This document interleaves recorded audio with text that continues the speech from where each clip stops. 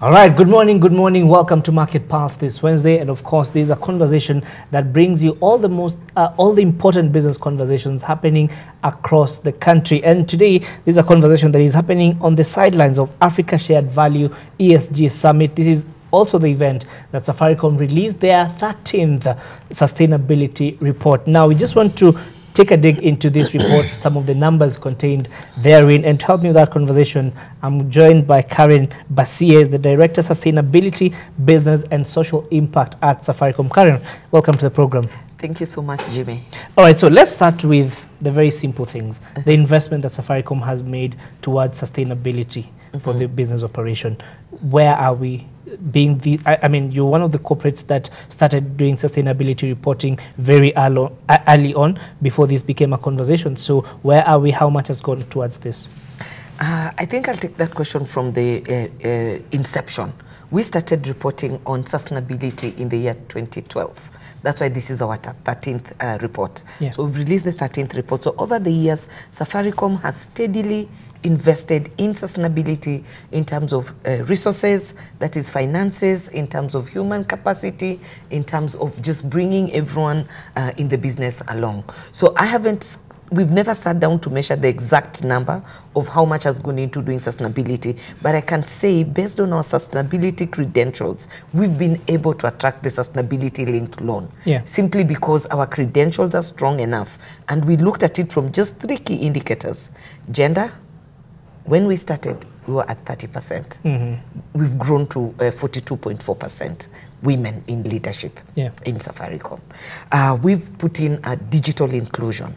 The reason people ask, why didn't you go for financial inclusion? I said when M-Pesa came to Kenya, we were 26%. Right now, we're at 86%. So if we were going to use financial inclusion, we would not have pushed ourselves further. So for us, digital inclusion, you know the numbers.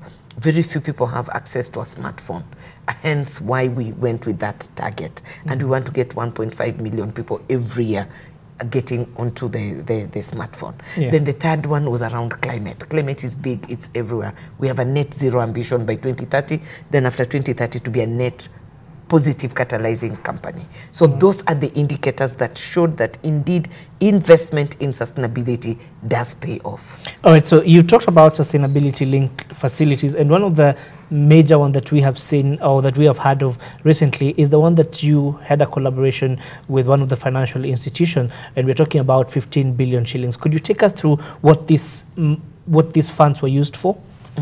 So we got the sustainability linked loans actually from 4 institutions, 4 financial institutions. And it was the first on this side of the world, and we're very proud of our credentials. So the sustainability linked loan, majority of the money is going into greening our network.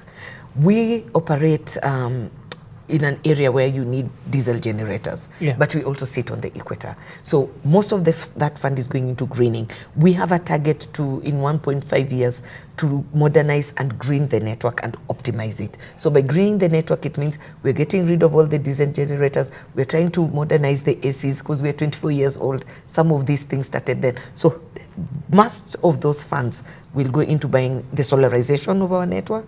So we're moving into solar.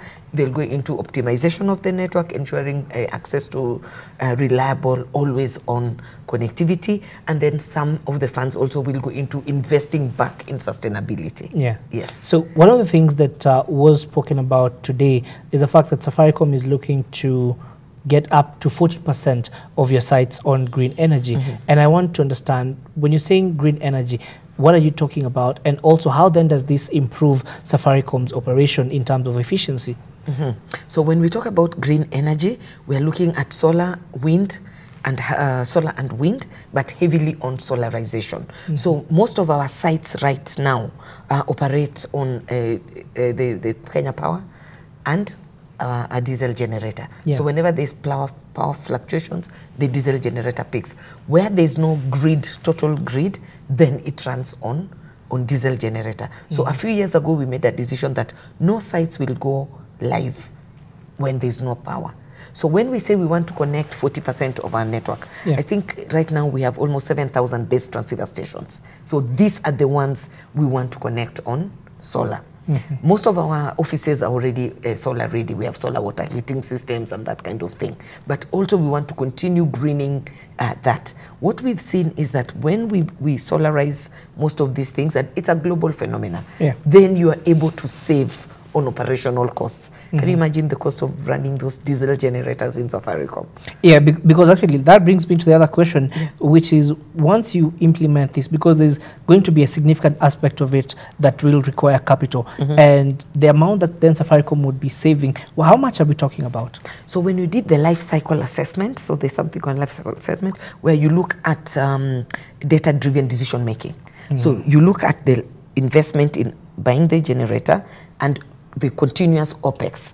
Then you look at a big one-time investment in doing solar, then you don't need to do anything else until after 10 years, maybe to replace the batteries. So we realized that we may make savings of up to 20 to 25, 30% in terms of operational, but if we push it and optimize, we may get up to 50, 60% savings on operations. So the life cycle assessment of having a solar powered installation versus a generator, a diesel running installation is very different. But we just don't look at it from that point. We also look at it from the social and the environment. That's why we are a sustainable business. So when you look at solar installation, the green jobs we are creating, so people will say, what about the people who come to fuel? But here there are green jobs created for those who are making the panels. We will bring the panels, installation, servicing of panels and that kind of thing. Then we also look at it from the environment, the positive, the additionality principle, where we are saying we've removed carbon because of the diesel. So when you look at an investment, return on investment holistically, it works for the environment, it works for society, and it works economically for the business. All right, so Karen, why is sustainability a big part of Safaricom's operation? Because we've seen financial institutions, and I'm sure you've heard of things like greenwashing of companies and the like. So why is this a big conversation for Safaricom? I think for us, when we started this journey, we just wanted to be transparent, accountable, and honest to our investors and to Kenyans and the future generations. So the sustainability discussion in Safaricom started by saying, what do we have now and how do we use these resources now in a way that the future generations will come and thank those of us who are here.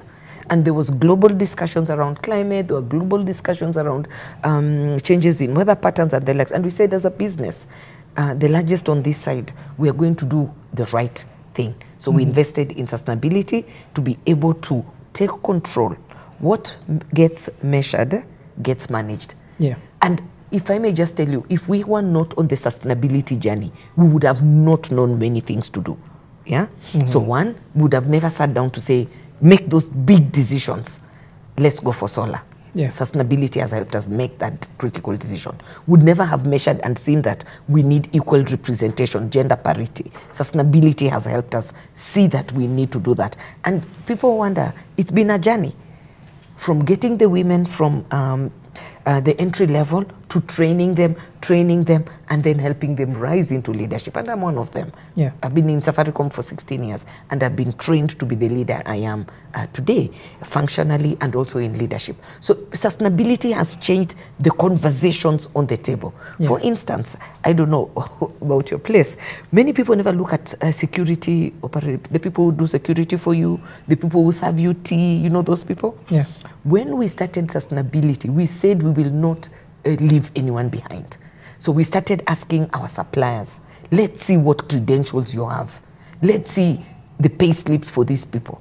And because of having started this path, everyone in our supply chain, especially the Kenyan companies that we want to promote, have also learned to do the same. Amazingly, this is the one story I like saying. Many companies squeeze suppliers in terms of a cup of tea. There's no cup of tea, decent cup of tea, anyway, it will be more expensive. That can cost you like 20 or 30 shillings. Because of sustainability discussions, it is just not a cup of tea for Safaricom. We are looking at a living wage for the person making the cup of tea. Do they have maternity policies? Do they have paternity policies? So sustainability has done a lot, and that's why we decided this is the right thing to do for this business. All right, so since inception, Safaricom has had a really engaging social impact program, and this is something that has gone regardless of who's at the helm of the company. And one of the things that I would want to know, in terms of the key considerations that then determine the investment that is going to be made in which sector, what are some of the metrics that Safaricom uses to make that decision? So if I look at it first from the foundation side, on the social side of the foundations, we work with our research team to understand the needs of the country. So the needs of the country drive where the investments will go. And we have learned over the years, the needs of the country revolve around education, health, and economic empowerment. Then, of course, there's humanitarian response. But if you look at how our needs shift, the foundation during COVID, we shifted straight into health. We needed to support the ecosystem and economic empowerment. People were working from home, people were losing jobs. So we came in strongly to support families and communities to continue thriving, and then support the public health institutions by giving masks, PPEs, and the likes. When COVID ended, the Kenyans said, shift back into education. Give my child an education, help me deliver in a decent place. So that's how the foundation makes its decisions. Then exactly where to operate, the Kenya Bureau of Statistics has a lot of data. So we go through the data, realize where are the heavy burden counties and that kind of thing. As a business also, on the social impact, if you look at M-Pesa, the evolution of M-Pesa, M-Pesa for me is one of the products that is a shared value product. It helps you, the customer. Imagine now if you wanted to go withdraw money from your bank, if you didn't have M-Pesa, or if you didn't have technology, you'd be walking straight to your bank to, that commuting time. So M-Pesa has created value for the business, for the customer, and for the larger ecosystem. And that's why you'll hear things like when we create shared value, it's a win-win for everyone. So those are the things we look at. We look at a problem in society, ask ourselves, this is the issue we need to address. What do we need to address this issue? Together with the community, we look at our assets, our resources, then come together and tackle that issue. All right, so this next question is one in two. On one hand, I would really want to understand in terms of how do you measure your return on investment, particularly when you're doing social projects, and also how do you balance sustainability and profitability and making sure that none impacts the other? So let me start with measurement. So we have gotten KPMG on board to do for us something called the True Value Assessment. So in our True Value Assessment, we look at this is the profit Safaricom has made. This is the capex investment Safaricom has done, because this money rotates in this community, in this ecosystem. Then we say, these are the investments we've made. So what is our return on this? And what is the community? Remember, we never leave the ecosystem behind. So we say, Safaricom, from the ecosystem, the profits is what we got, right?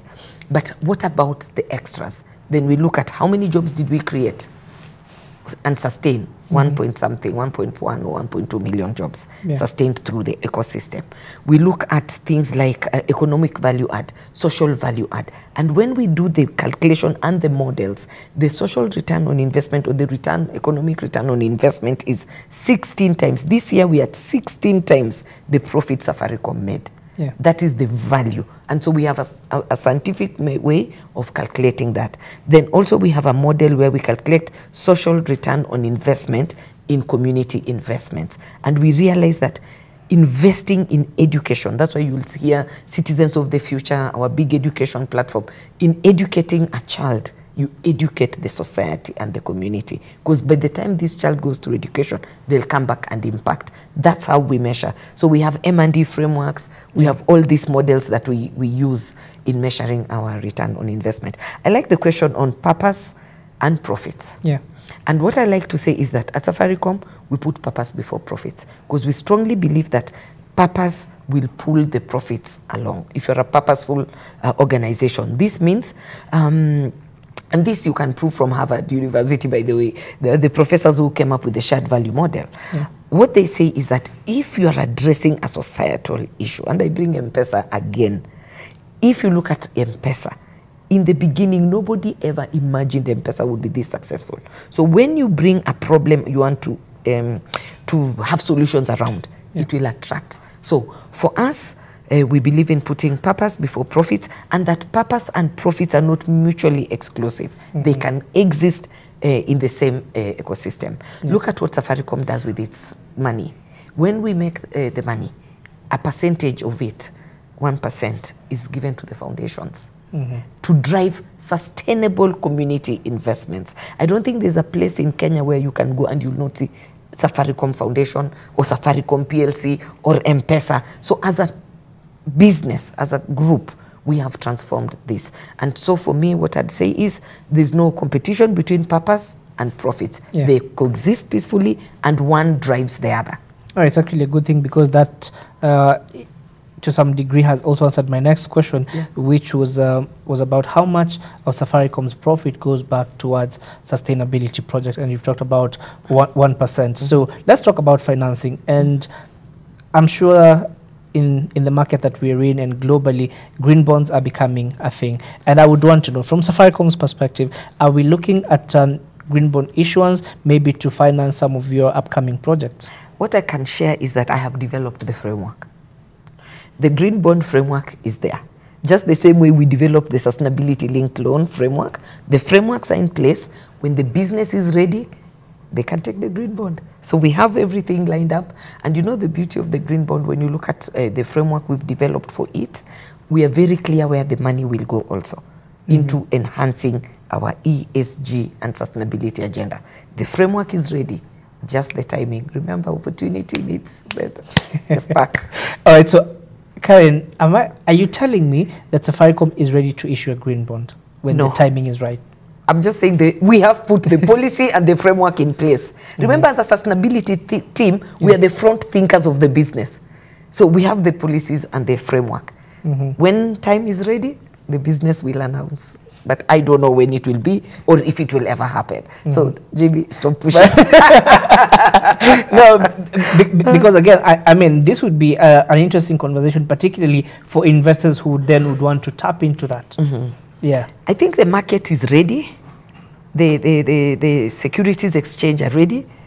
And it would be good if Safaricom was the first one to do this around here also. You know, we like being the first. All right, so in closing, just what are the other sustainable investments that you're looking at in the medium term? I think for us, in the medium term, in the next 1.5 years, just green our network. That is when we get that out of the way. Remember, we are also continuing with our tree growing exercise. So we are at 1.5 as per the end of that financial year. We need to get 5 million trees to help generate green jobs and also our carbon. Then on gender, continue investing in our women so that the women continue growing and be 50-50 by 2030.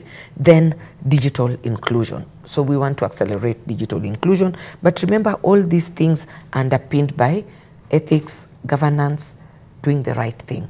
So those are the big picture things that we want to continue doing, and of course continue innovating, getting more partners, because we've realized that sustainability is not a destination, it's a journey, and no one business can go there alone. And if you see how we have evolved over the years, we get partners on board to help us on this journey and help each other and share ideas. That's why you'll find Safaricom investing in forums like the Africa Shared Value Forum Summit, so that we can hear what other people are doing, and we can learn from others and they can learn from us. Nobody is a monopoly of knowledge.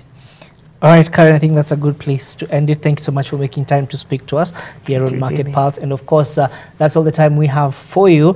We'll be following up on that green bond conversation just to see if it will happen, when it will happen, how soon, and how much would they be in the market for. But for now, that's all the time we have for you. Let's do this again, same time next week.